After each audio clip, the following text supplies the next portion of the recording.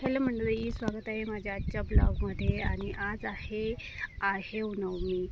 तर आहेव नवमी ही त्या स्त्रीचं श्राद्ध असतं जी नवऱ्याच्या आधी मरण पावलेली असते आणि तिचं हे श्राद्ध तिच्या मुलांनी करायचं असतं. तर आज मी हे तुम्हाला कशासाठी सांगते, तर आज माझ्या आईची नवमी आहे, म्हणजे आहेव नवमी. माझी आई आहेव मरण पावली, तर त्याची आहेव नवमी आहे. तर असं मी आज आईची आठवण काढते आणि तुमच्यासोबत शेअर करते आहे. कारण माझी आई एक अत्यंत काय म्हणतात त्याला, चांगली अशी स्त्री होती. सन्मानजनक तिला वागणूक मिळत होती. तिचं आमच्या गावात आजही माझ्या आईचं कौतुक केलं जातं नातेवाईकांमध्ये, का हिची आई खूप चांगली होती, सगळ्यांचा आदरातिथ्य करायची, सगळ्यांना मान सन्मान द्यायची, अशी माझी आई होती. तर माझ्या आईचं काय झालं होतं, लहानपणीच लग्न झालं होतं. म्हणजे एकदम 7 वर्षात झालं होतं तिचं लग्न. आणि लहानपणीच लग्न व्हायचे. माझ्या आईचं पण लहानपणीच लग्न झालं होतं. आणि माझी आई रेकॉर्डच्या हिशोबाने 30 वर्षापर्यंत जगली आणि 30 वर्षानंतर आज या दुनियात नाही. म्हणजे माझी आई आणि तिची आज नवमी आहे. तर माझी मम्मी आज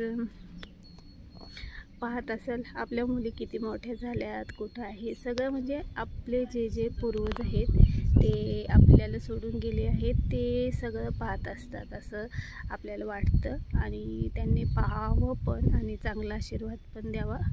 तर आज माझ्या आईची नवमी आहे आणि माझी जी वहिनी आहे तिने ती नवमी पण साजरी केली आहे.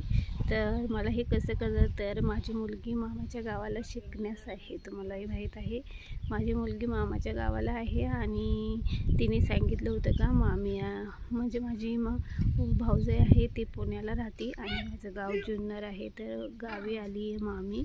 तर म्हटलं कशासाठी आली, तर म्हणत होती उद्या नवमी आहे तुझ्या आईची, म्हणून ती आली आहे. तिला भास होतात.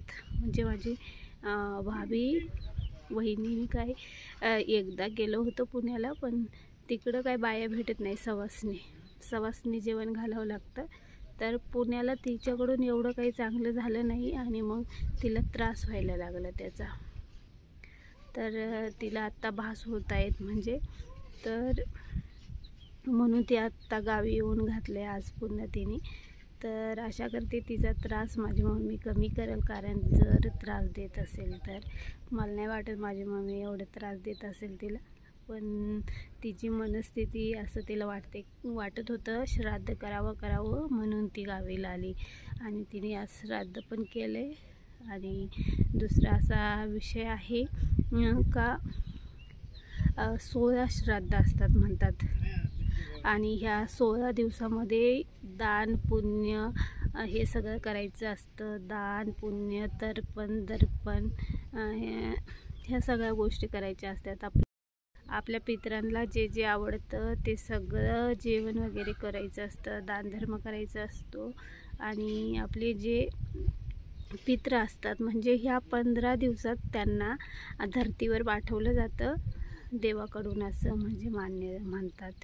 त्यांना पाठवलं जातं का जा ह्या दिवसामध्ये तुमचे जे आहेत धर्तीवर, तुमचे नातेवाईक, तुमचे सगळे आईवडील जे पण असतात, म्हणजे ते म्हणतात का जा तुम्ही धर्तीवर जा, पाहू तुम्हाला ह्या 15 दिवसात कोण जेवायला देतं, कोण तुमच्या इच्छा पूर्ण करतं, पाहू आपण. तर काही लोक असतात पितृश्राद्ध नाही घालत आणि मग ते त्यांना दोष लागतो तो, आणि ते दोष लागतो त्यांनाही समजत नाही. पण माझा व्हिडिओ जो पाहत असेल त्यांना माझं एवढं सांगणं आहे, तुमचे पूर्वज कोणी पण असू द्या आणि ते जर मरण पावले असतील आणि तुम्हाला जर विधी वगैरे माहीत नाही, कारण त्याची तिथी वगैरे असते, कारण आपलं पूर्वज कोणत्या दिवशी मेलं तर पंडितला विचारून करावं लागतं सगळं काही. तर तिथीनुसार करायचं असतं हे सगळं.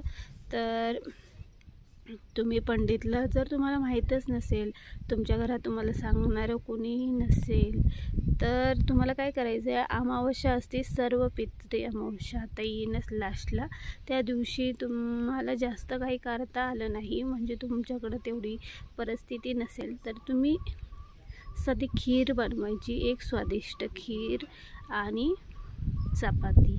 तर खीर चपाती बनवायची आणि थोडंसं बोलवायचं, म्हणजे लहान लेकरं असू द्या, गाई असू द्या, तुळशीला असू द्या, असं म्हणजे प्रत्येकाला द्यायचे ते.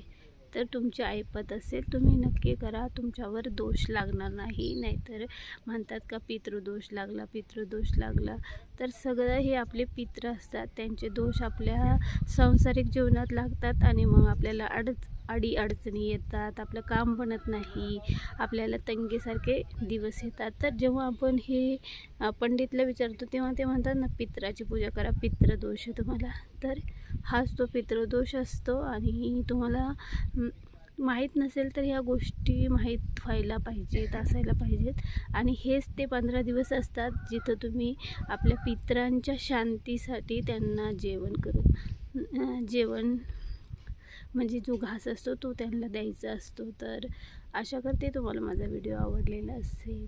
बाय.